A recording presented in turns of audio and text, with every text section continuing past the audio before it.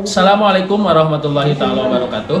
Perkenalkan, nama saya Muhammad Rizal Firdaus, mahasiswa PPG dalam jabatan batch kedua Kementerian Agama Republik Indonesia, mata pelajaran informatika LPTK Universitas Negeri Malang. Pada hari ini, Selasa 26 Agustus tahun 2025, saya akan melaksanakan uji kinerja praktik pembelajaran pada siswa kelas 7 PASED MTSN Negeri 1 Garut dengan menerapkan model pembelajaran problem-based learning pada materi sistem komputer. Berikut video praktikum pembelajaran yang akan saya laksanakan. Assalamualaikum.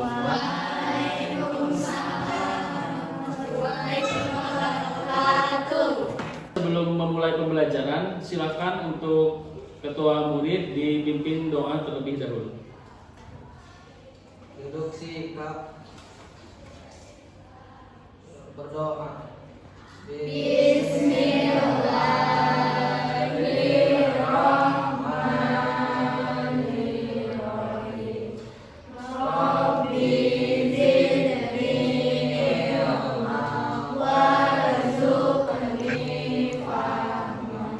Raditu billahi rabban wa bil islami dinan wa bi Muhammadin sallallahu alaihi wasallam nabiyyan wa rasulan baiktu min kulli dhimmin yukhalifu dinal Islam. Assalamualaikum warahmatullahi wabarakatuh. Sebelum mulai pembelajaran, Bapak ingin mengecek kehadiran terlebih dahulu. Hari ini siapa hadir semua tidak?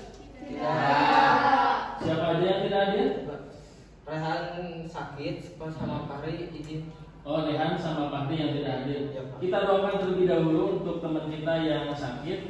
Mudah-mudahan Rehan segera sembuh. Amin. Agar pembelajaran kita lebih nyaman, silakan kalian cek kebersihan terlebih dahulu di tempat duduk kalian masing-masing. Sekiranya ada sampah, silakan sampahnya dibawa, kemudian buang ke tempat sampah terlebih dahulu.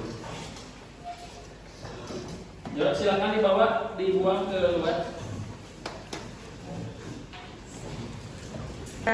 Oke, sebelum kita lanjut ke materi pokok kita pada hari ini, supaya kalian lebih semangat dan fokus dalam menyimak pembelajarannya, kita akan adakan dulu ice breaking. Nah, ice breakingnya adalah terkait tebak warna. Jadi kalian nanti hanya menebak warna saja yang tercantum di layar, ya. Jadi silakan kalian fokus lihat warna apa yang ada di layar komputer. Oke, kita mulai ya. Ini warna apa? Merah. Oke, lanjut. Kuning. Lanjut. Hijau. Biru. Putih. Merah. Lanjut. Kuning. Hijau. Biru. Merah. Biru. Hijau. Kuning. Hijau. Biru. Merah. Biru. Hijau. Kuning. Merah. Oke, teman-teman. Ada quote yang sangat menarik yang jadi doman Bapak ketika menjalani sebuah kehidupan. Ini sangat relevan sekali dengan posisi kalian sebagai seorang peserta didik, sebagai seorang siswa dan siswi, yang mana quote ini Bapak mengambil dari salah satu ulama besar dari Imam Syafi'i. Beliau pernah berkata bahwa barang siapa tidak merasakan pahitnya belajar, maka ia akan merasakan hinanya kebodohan sepanjang hidupnya. Jadi Bapak berpesan kepada kalian, silahkan kalian berproses dengan belajar bersungguh-sungguh. Tidak apa-apa hari ini kalian merasa capek, merasa lelah karena belajar, tapi nanti di kemudian hari kalian akan memetik hasil yang manis dari hasil kerja keras kalian. Daripada hari ini kalian berleha-leha, malas belajar, hasilnya apa? Hasilnya kalian sepanjang hidup kalian akan terus dihantui kebodohan.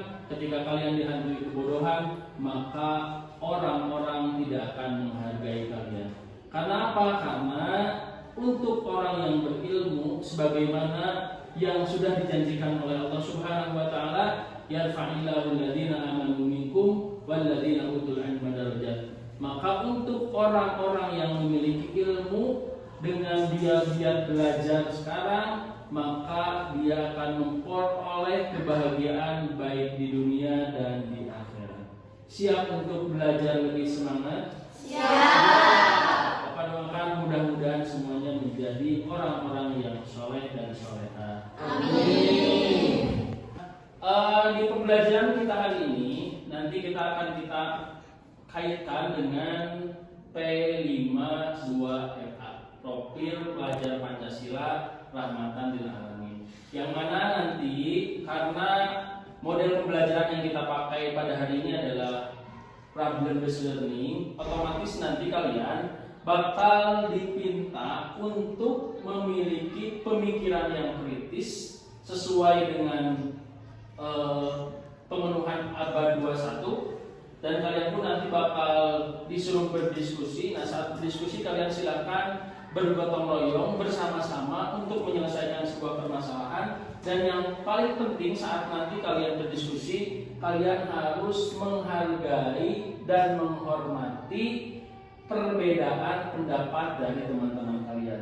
Nah, adapun untuk rahmatan lil alaminnya, nanti kalian hal yang paling penting yang barusan Bapak sampaikan, kalian harus saling menghargai, saling menghormati dari setiap perbedaan pendapat yang dikemukakan oleh teman-teman kalian masing-masing. Di sini ada tasamu dan ada ta'adubnya untuk kalian sebagai sesama siswa dan siswi MTS Negeri 1 Garut.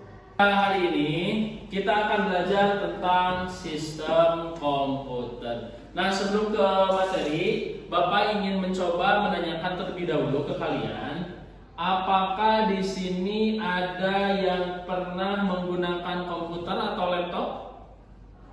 Oke, Naira, gimana? Pernah? Pernah, Pak. Nah, kalau pernah, kira-kira apa saja yang bisa kamu lihat saat kamu menggunakan komputer? Ada banyak, ada layar, ada mouse, ada keyboard, dan ada aplikasi kayak Chrome. Oke, tepuk tangan dulu.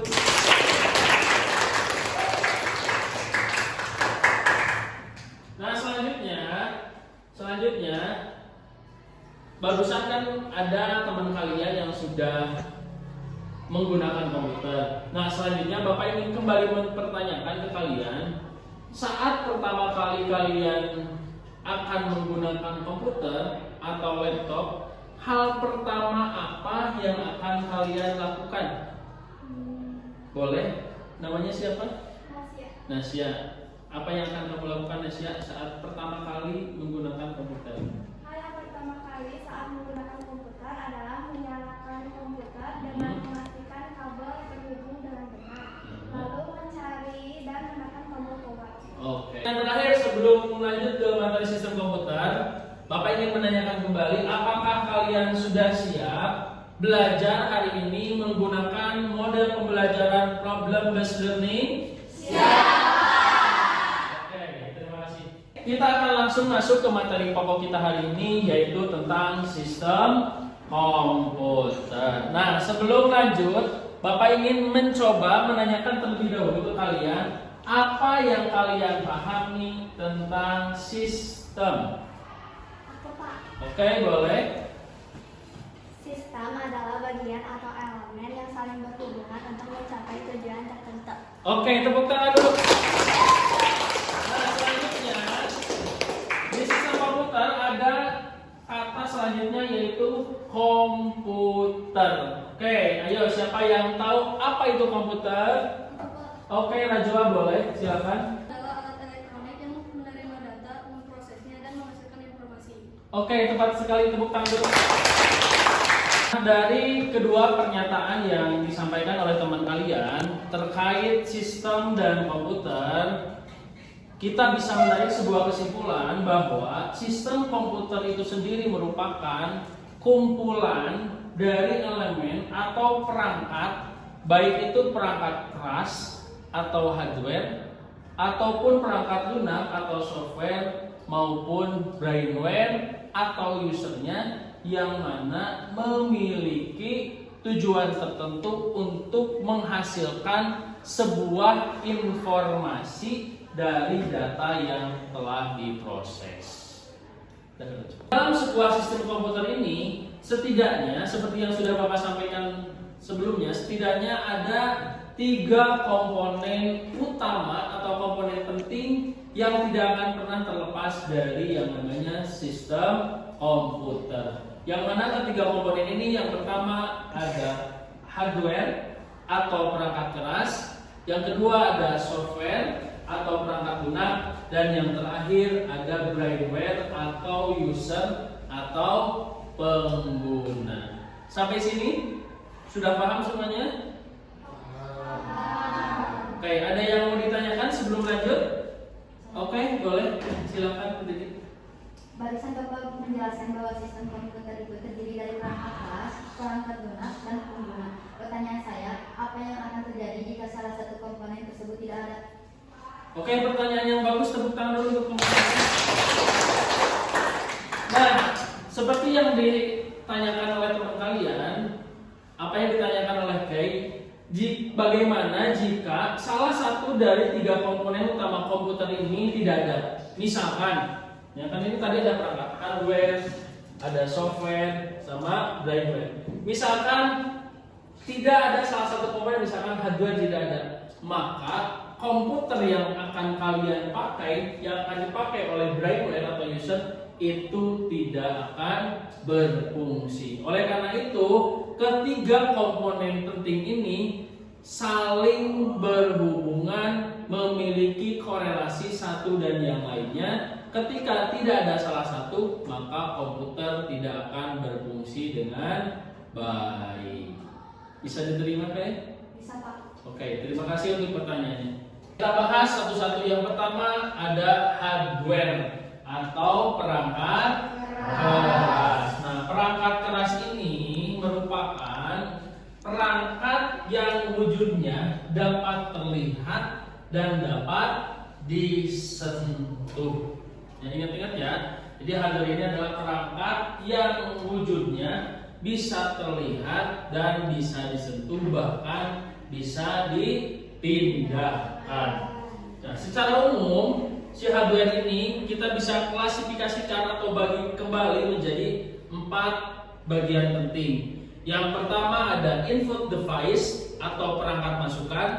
Yang kedua ada process device atau perangkat pemrosesan. Yang ketiga ada output device ataupun perangkat keluaran. Dan yang terakhir ada storage device atau perangkat penyimpanan.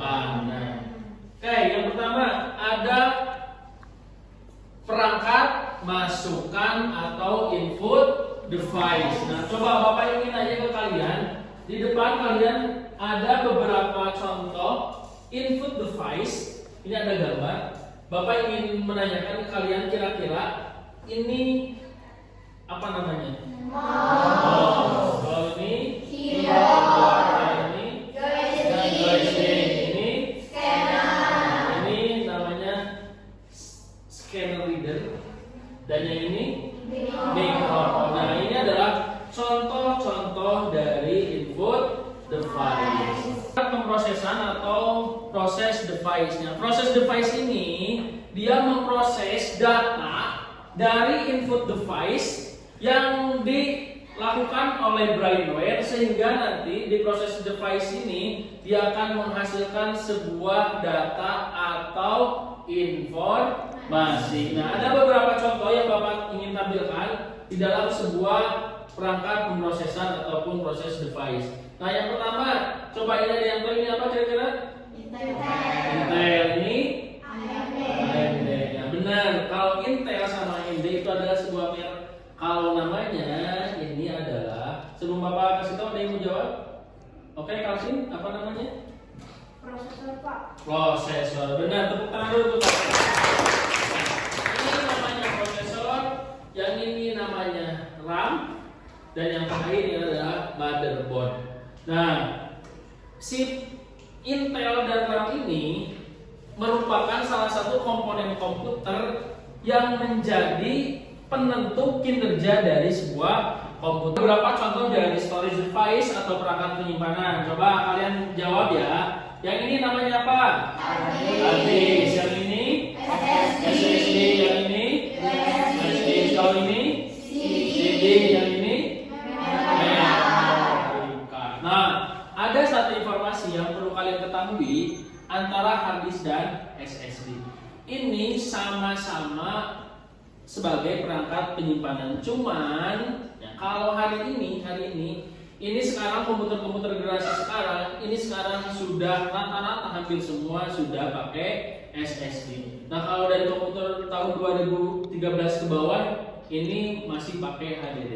Ini sama-sama ruang penyimpanan, cuman bedanya kalau hard disk ini dia cenderung lebih gede, terus beratnya dia lebih berat. Kalau SSD dia ukurannya lebih kecil dan lebih ringan tentunya, dan cara kinerjanya ketika kita mentransfer data ini lebih cepat SSD kalau dibandingkan dengan hard disk atau HDD. Paham ya? Nah, yang terakhir ada utility software. Nah, utility software ini merupakan perangkat lunak yang dirancang untuk memelihara, mengelola, dan mengoptimalkan sebuah sistem komputer. Nah, contohnya kalau untuk yang melihara ada antivirus seperti Smadar, Avast, Defender, dan lain sebagainya. Untuk mengelola file ada file manager. Dan untuk mengoptimalkan sebuah sistem komputer ada cleaner. Nah, ini adalah contoh-contoh dari utility software. Apa yang sudah Bapak sampaikan, kira-kira kalian paham semuanya? Kira-kira ada yang ingin ditanyakan tidak sebelum kita lanjut? Siapa? Boleh, silakan. Bapak boleh berikan contoh tentang interaksi antara brainware, software, dan hardware? Oke, terima kasih, pertanyaannya bagus, tepuk tangan dulu. Contoh dari interaksi antara brainware, software, dan hardware, kita bisa melihat contoh berikut. Jadi si brainware itu nanti akan memberikan perintah terhadap software. Contoh misalkan brainware memberikan perintah untuk mengetik di aplikasi Microsoft Word. Nah, setelah itu nanti si software akan memproses perintah dari brainware tersebut yang diatur melalui hardware. Jadi perintahnya ketika kita ngetik, si hardware bekerja. Ada hard disk, ada RAM yang bekerja untuk memproses dari perintah dari brainware itu. Nah, terakhir ketika diproses oleh brainware, maka dia nanti bakal dikembalikan lagi ke brainware dan akan menghasilkan sebuah informasi dari apa yang diinput sebelumnya di awal oleh brainware. Oke, untuk menambah pemahaman kalian, silahkan hari ini kalian bagi menjadi beberapa kelompok. Satu kelompok silahkan berisi 3 orang. Silahkan dibagi dulu kelompoknya. Nanti Bapak akan kasih LKPD untuk pengerjaan kalian untuk tugas kelompoknya. Silahkan dibagi-bagi. 3 orang. Yuk. 3 orang bagi kelompoknya. Nah, ini boleh di sini. Nah, ini dia. Nah, ini kelompok 1 ya. Dan ini kelompok 2. Ini kelompok 3. Ini kelompok 4. Kelompok 5. Terakhir kelompok 6.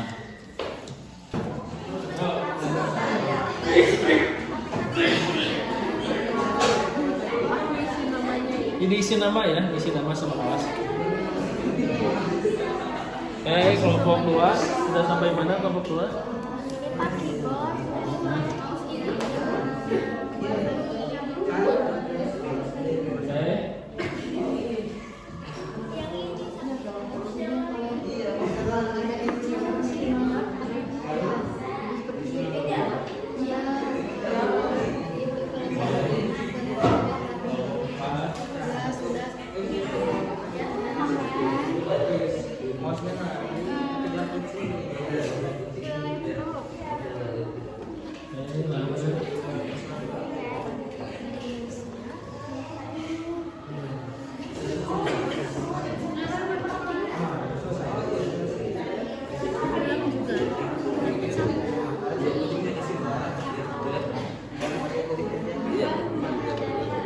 Kasih nama dulu ini, kasih nama kelas. Nama masing-masing kelompok. Assalamualaikum warahmatullahi wabarakatuh. Saya hari ini perwakilan dari kelompok 5 ingin mempresentasikan hasil diskusi dari kelompok saya tentang masalah saat digunakan di laboratorium, mouse pada salah satu komputer tidak berfungsi. Pointer di layar tidak bergerak sama sekali meskipun mouse sudah digerakkan. Hal pertama yang kita harus lakukan adalah 1. Identifikasi masalah. Tuliskan kemungkinan penyebab mouse tidak berfungsi, yaitu kabel atau port USB mouse longgar atau rusak. Lalu, driver mouse tidak terpasang akan mengalami error. Dan yang terakhir, mouse itu sendiri mengalami kerusakan perangkat keras atau hardware. Langkah selanjutnya yaitu kita harus mencari solusi, yaitu periksa sambungan mouse ke port USB.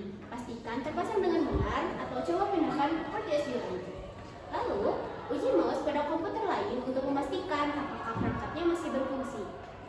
Periksa driver mouse di komputer atau device manager dan lakukan reinstall atau update jika diperlukan. Lalu, jika tidak berfungsi, ganti mouse dengan perangkat baru yang sehat. Kesimpulan dari masalah ini adalah pastikan koneksi mouse terpasang dengan baik. Kemudian, cek apakah masalah berasal dari mouse atau komputer dengan melakukan pengujian di perangkat lain. Jika driver bermasalah, lakukan reinstall atau update. Jika mouse rusak, ganti dengan yang baru. Sekian presentasi dari saya. Apakah ada yang ingin ditanyakan? Silakan. Apakah kasus tersebut berlaku juga untuk mouse tanpa kabel? Terima kasih pertanyaannya. Jawabannya adalah tentu berlaku. Bedanya untuk mouse tanpa kabel yang diperiksa baterainya. Takutnya baterai yang digunakan sudah habis. Oke, tepuk tangan dulu. Warahmatullahi wabarakatuh. Perkenalkan, nama saya KP dari kelompok 6 ingin mempresentasikan sebuah komputer di laboratorium sekolah tidak dapat terhubung ke internet. Ikon jaringan pada layar menunjukkan tanda silang merah dan browser tidak bisa membuka situs apapun. 1. Identifikasi masalah. Ada 3 kemungkinan penyebab komputer tidak terhubung ke internet. 1. Kabel jaringan atau koneksi WiFi tidak tersambung dengan benar.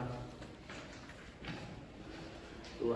Adapter jaringan atau driver jaringan di komputer bermasalah. 3. Jaringan sekolah atau router sedang mengalami gangguan. 2. Cari solusi. Solusinya adalah periksa apakah kabel LAN terpasang dengan baik atau pastikan komputer tersambung ke WiFi. 2. Coba restart komputer dan perangkat jaringan. 3. Periksa status adapter jaringan di komputer, reinstall atau update driver jika diperlukan. 4. Hubungi teknisi atau administrator jaringan jika gangguan berasal dari perangkat jaringan sekolah. 3. Kesimpulan dari solusi terbaik yang disepakati kelompok ini, pastikan koneksi jaringan terpasang dengan baik, cek adapter jaringan di komputer, dan jika masalah tidak teratasi, lakukan pemeriksaan perangkat jaringan atau hubungi teknisi untuk perbaikan lebih lanjut. Dan dari kelompok 6 dari saya, jika ada pertanyaan silakan. Bertanya, bagaimana kalau kasusnya Indikator atau jaringannya sudah terhubung, tapi internet tidak tersedia. Ada dua kemungkinan. Kemungkinan yang satu, paket data yang digunakan sudah habis. Kemungkinan yang kedua, jaringan yang dipakai jaringan lokal sehingga IP address-nya harus dirubah terlebih dahulu. Dari presentasi kelompok kami, Assalamualaikum warahmatullahi wabarakatuh. Waalaikumsalam warahmatullahi wabarakatuh. Warahmatullahi wabarakatuh. Waalaikumsalam warahmatullahi wabarakatuh. Perkenalkan, nama saya Gaisani Hazia Salsabila. Saya perwakilan dari kelompok 2. Di sini saya akan membacakan hasil kerja kelompok saya bersama rekan saya. Ketika membuka program pengolah kata di komputer, muncul pesan error, application not responding, dan program tidak bisa dijalankan. Penyebabnya ada 3, yaitu 1. Spesifikasi komputer tidak mencukupi atau RAM CPU penuh. 2. Program mengalami kerusakan, file korup atau tidak lengkap. Ketiga, terjadi konflik dengan aplikasi lain atau virus, malware mengganggu sistem. Solusinya adalah 1. Tutup aplikasi lain yang tidak diperlukan untuk membebaskan memori komputer. 2. Restart komputer lalu coba jalankan kembali program pengolah kata. 3. Lakukan uninstall atau perbaikan program pengolah kata. Dan yang keempat adalah menjalankan antivirus untuk memastikan tidak ada malware yang mengganggu sistem. Dan yang terakhir ada kesimpulan. Kesimpulannya adalah bebaskan memori komputer dengan menutup aplikasi lain, kemudian restart dan jalankan kembali program. Jika masalah berlanjut, lakukan reinstall atau refresh program, serta pastikan komputer bebas virus agar program berjalan dengan lancar dan normal. Sekian presentasi dari kelompok kami. Apakah ada yang mau bertanya? Saya. Bagaimana jika aplikasi tidak dapat diinstal karena terdeteksi virus? Padahal aplikasi tersebut bukanlah sebuah virus. Bagaimana solusinya agar aplikasi tersebut bisa diinstal? Baik, saya akan menjawab. Jawabannya adalah langkah yang paling konkret dengan mengaktifkan terlebih dahulu antivirus yang terinstal pada komputer. Sekian presentasi dari kelompok saya. Wassalamualaikum warahmatullahi wabarakatuh.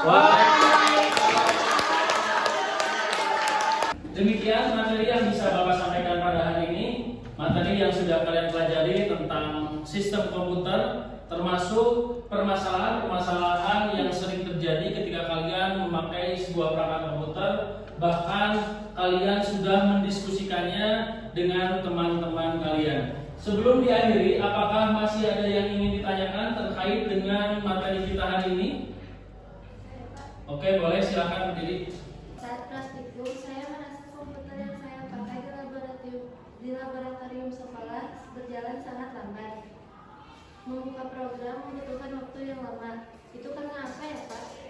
Di atas pertanyaan yang dikemukakan oleh Yusna, dari apa yang ditanyakan, kenapa terkadang komputer kita saat dipakai itu kinerjanya lambat atau lemot. Itu bisa saja ada beberapa kemungkinan. Kemungkinan pertama bisa saja saat kalian memakai komputer tersebut ada beberapa aplikasi yang dibuka secara bersamaan. Sehingga apa? Sehingga menurunkan kinerja dari komputer itu sendiri. Yang kedua, bisa saja RAM yang dipakainya itu RAM-nya kecil. Karena apa? Karena ketika kapasitas RAM kecil, maka kinerjanya pun akan lambat. RAM-nya semakin gede, kinerjanya pun bakal membantu ke kinerja komputer kalian bakal berjalan lebih cepat. Atau yang terakhir, bisa saja kapasitas dari ruang penyimpanan dari komputer itu sendiri sudah sangat hampir mau habis. Sehingga demikian yang bisa Bapak sampaikan pada hari ini. Dari apa yang sudah kalian pelajari, kita bisa menarik sebuah kesimpulan bahwa sebuah sistem komputer itu dia tidak dapat berjalan secara sendiri. Ketiga komponen dari mulai hardware, software, dan brainware, ketiga-tiganya harus saling berhubungan. Begitu juga dengan kalian, hidup di dunia ini kalian tidak mungkin bisa hidup secara sendiri. Kalian perlu kolaborasi, kerjasama dengan orang lain. Agar apa? Agar makna kehidupan kalian, proses kehidupan kalian bisa berjalan dengan baik. Karena pada prinsipnya manusia itu tidak pernah terlepas dari bantuan orang lain. Nah, untuk mengakhiri proses pembelajaran kita hari ini, silakan ke KM untuk dipimpin doa terlebih dahulu. Setelah pelajaran ini, mari kita akhiri dengan berdoa. Alhamdulillahirabbil